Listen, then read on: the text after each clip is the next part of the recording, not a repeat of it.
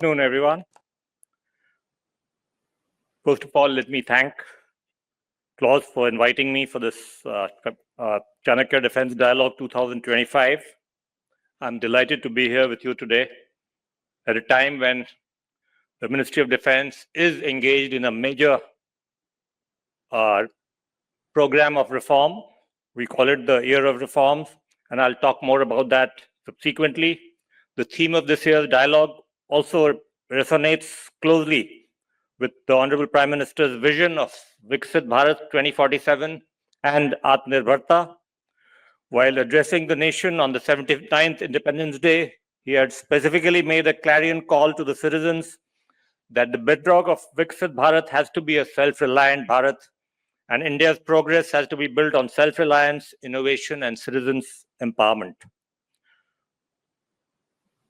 We are meeting here today at a time when the world is on fire almost. There's a lot of global turmoil, geopolitical turmoil in traditional hotspots like the Middle East and some new ones in Europe for the first time after World War II. We also have worldwide a decline of the so-called Washington consensus. There is a tremendous ongoing convergence of both geopolitics and economics. There is a weaponization of tariffs. There is a decline of multilateral institutions, and there is a focus increasingly on building bilateral trade agreements and bilateral alliances. In general, you'll find that we are getting back to a situation where might is right. The law of the jungle seems to be making a comeback. And in that context, the world, countries like Europe, even ASEAN, countries that thought that they would never have face any adversaries in their neighborhoods, they are now rearming.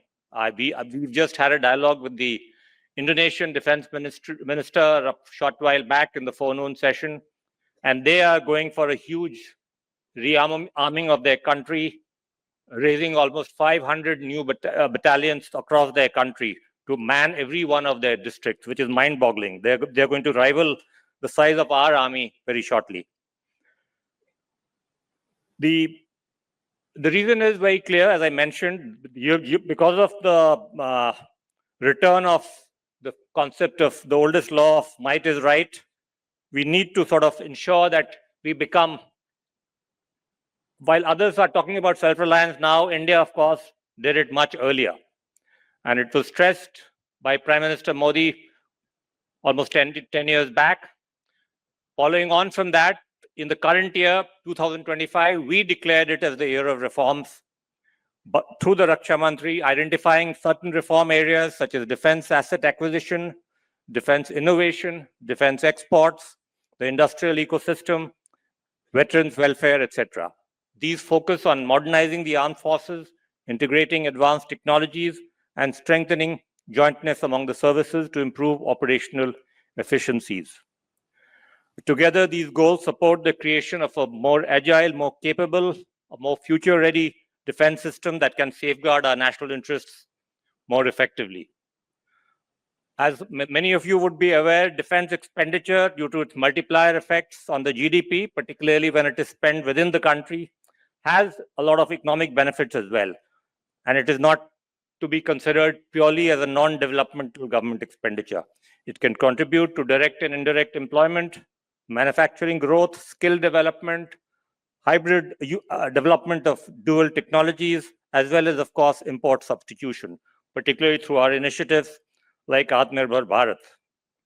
The multiplier that I've seen from certain studies is as high as 2.45, which means that if you're spending 1 rupee in India, in terms of domestic capex in the defense sector, you're adding almost 2.5 times to the GDP. That, combined with our investment in our border infrastructure in particular, also has a multiplier effect in terms of giving employment and generating tourism in our border areas. Let me spend a few minutes on our defense budget, because that's an area where we've traditionally kind of lagged behind. The pace of economic growth has been such that our defense expenditure as a share of GDP has started declining considerably. It's now down to below 2% of the GDP. And as a share of the global expenditure on defense, we spend as little as about 3% of global expenditure. China does about 12%, and the US, of course, does a mind-boggling 37%. We are roughly comparable with, in terms of our expenditure, we are comparable with much smaller countries or medium-sized countries, let me say, like the Saudis, the Germans, and UK. Our capex is roughly similar. Hopefully, however, of course, our dollar spent here goes a longer way than a dollar spent in those countries. But then, nevertheless, it is a sobering thought that we are spending quite, for protecting 17% of the world's population, we are spending as little as 3% of the world's expenditure.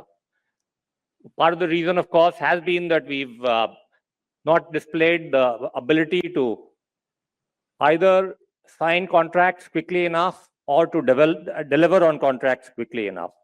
But that is changing. The last couple of years, I think you've seen the contracts are at the highest level. Every year, we are setting new records.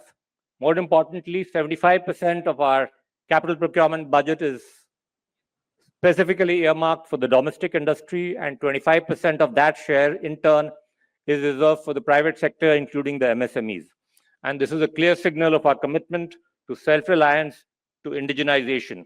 And this is at the heart of this fundamental structural shift that you see when it comes to our defense industry. That at present, our ecosystem of 16 defense PSUs, 762 defense industrial licensees, spread over 400 odd medium and large enterprises, that's a fairly significant number. And that number is really going to grow given the kind of expenditure and the contracts that we intend to dole out in the future. The numbers in turn speak for themselves. The fact that we are reaching a certain level of maturity when it comes to the defense industry in this country. Our value of domestic sales hit 1.27 lakh crores in 23-24. It is reaching 1.5 lakh crores in the current year. Our exports have also grown exponentially to reach 25,000 crores in the last year. And we have several large potential deals on the anvil, particularly in the areas like missiles. Let me talk a little bit about reforms in the area of defense acquisition, which are aimed at enhancing ease of doing business for Indian private defense manufacturers, MSMEs, startups, by reviewing existing provisions. The review of the Defense Procurement Manual, which related to almost 1 lakh crore of expenditure basically on consumables for our armed forces, that has been completed. It is already on the website. You can have a look at it. We are not joking when we say that we are creating a level playing field for the private sector. You can see that there in the DPM. There is no product reservation. There is no nomination. Everything is to be tendered. And there is also a provision there for ensuring that where projects are developed for the armed forces, particularly in areas like munitions, specialized types of propellants, etc., there is a potential there of giving assured orders for up to 5 years at a time to the company which has developed such products in association with the armed forces.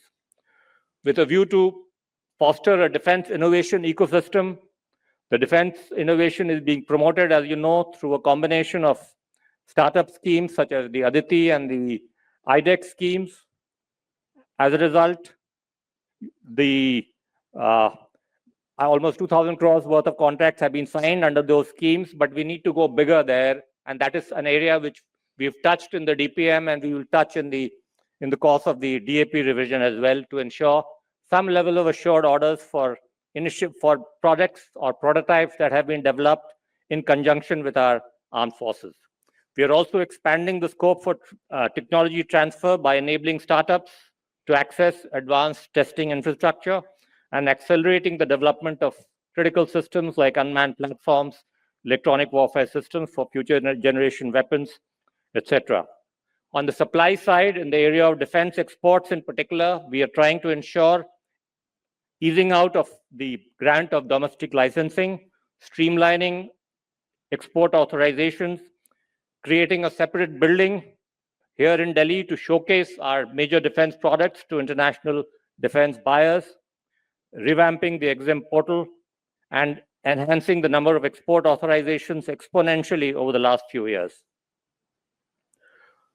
You would have seen yesterday that the Union Cabinet has approved a new scheme for magnets, in particular permanent magnets, which we found suddenly that we are very vulnerable to, where the bulk of the supply chain now lies monopolized by one country. India has the third largest deposit of rare earths in the world, but we've not done enough either in extraction or in value addition. And that scheme is hopefully going to change that. It is reactive in a way, but at least this government tries to react fairly quickly and not take decades for reacting. Let me summarize some of my main reform agenda points later, but let me end by talking a little bit about our ex-servicemen. A large number of them are here today. Our ex-servicemen are our goodwill ambassadors, and they are also a subject of some of our reform initiatives. Their example encourages our youngsters to join the armed forces and to promote a national consensus, and their well-being and welfare is of paramount importance to us. In that context, we are streamlining pension management, digitizing records to reduce delays, and expanding resettlement programs. Sparsh, the digital pension platform about which there were a lot of complaints till even 1 year back because of the delay in updation of certain category of what we used to call as-is cases. That area has been almost entirely, the backlog has been entirely extinguished. I think out of 6 lakh to be digitized cases, the number is now down to about 45,000 odd, and we hope to finish that work in the current financial year.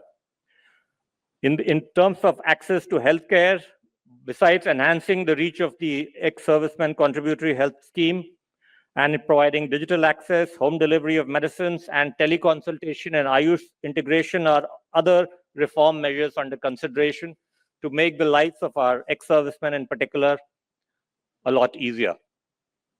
Let me end by making a few general points about where I think we need to go when it comes to reforms.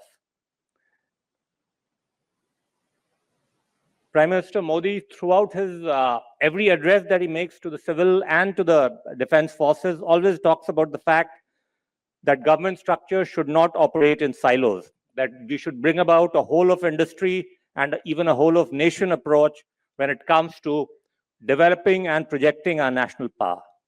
And this ability of different organizations, including the 3 services, as well as the PSUs and the private sector, to work in collaboration along with other stakeholders such as DRDO, academic institutions, and the startup ecosystem, would ultimately be critical in achieving our national goal of Atmanirbharta. And I see that happening increasingly in some of our, even in some of our procurement processes, when public and private companies tie up for AMCA to make their bids for the AMCA program, or when they make their bids for the present tender which is out for the male drone category. Again, the fact that credible public and private companies are working together to get these contracts shows one of the directions which we need to go. And the DRDO's own development cum production partnership program, under which a large number of technologies have been given to the private sector. For the first time in the last year or so, we've started seeing fairly significant contracts being given under that scheme, both to the private as well as to the public sector. And that shows really where we need to go. We need to emulate some of our admittedly successful adversaries like China, which have built a hybrid defense and industrial machine which is able to blend central direction with market discipline using enforceable KPIs and dual use of R&D. And as a result, they are able to scale up complex systems very, very quickly. And in India, in line with the examples that I mentioned, we need to bring together our DPSUs and private firms together into one dual production pipeline, mandate some of our PSUs into more focused subsidiary level companies with clear-cut targets, delivery-linked pays, including for DRDO when it comes to achieving development and production milestones, and insisting on hard targets to cut costs, to speed up production, and spin off civilian-use technologies. Overall, as I mentioned earlier, we need to move from the overwhelming reliance on the public sector till several decades after independence to a full acceptance of the role of the private sector as an equal partner, with a focus on creating a level playing field so that any company that manufactures in India, preferably holding its IPRs as well in India, is given equal treatment. I also want to end by saying that the era of disruptive technologies like AI means also that the era of incumbency advantages, of nomination-based cost-plus contracting and procurement, of limited competition, all of these will have to go, will have to be replaced by tearing down of entry barriers, higher levels of competition, and openness towards our startup and new deep tech firms by channelizing many of our promotional schemes like IDEX and Aditi, as well as many of our procurement categories like Make 1 and Make 2 in particular, to provide suitable assistance for prototype development, followed by a spiral development model with strong and assured procurement support, at least for a few years, from the government. Eliminating monopolies, enhancing ease of doing business, reducing onerous licensing requirements, both for production and for exports and imports, and leveraging the government's buying power to expand and diversify India's fast-growing domestic defense industrial base is going to be of critical importance. Let me end by emphasizing that if we become a technological and industrial powerhouse when it comes to defense, to a great extent, in terms of our national security takes care of itself. If you have that kind of an industrial and technology advantage, you will, in general, you will be able to win conflicts, whether short or long. And that is the single most important priority area for the Ministry of Defense as we move towards a new era of defense industrial reform and collaboration with the government. Let me end here. I want to turn this era of reforms into a historical turning point for India's defense, ensuring that, as I said, that we become a defense, technological, and industrial powerhouse. Thank you for listening to me. Jai Hind.